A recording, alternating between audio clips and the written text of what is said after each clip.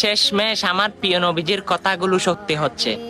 আমার প্রিয় নবীজি বলে, শেষ জবানায় মানুষ ইসলাম থেকে সরে যাবে এবং ইসলামিক কর্মকাণ্ডগুলো তাদের থেকে ভালো লাগবে না।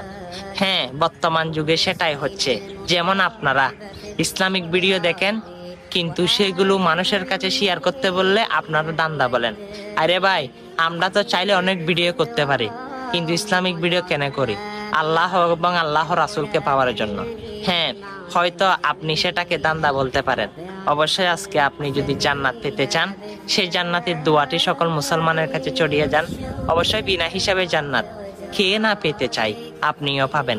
আল্লাহুম্মা ইন্নী আসআলুকা জান্নাতা বিগয়রি হিসাব। হ্যাঁ, অবশ্যই অনেক ভিডিও শেয়ার করেন।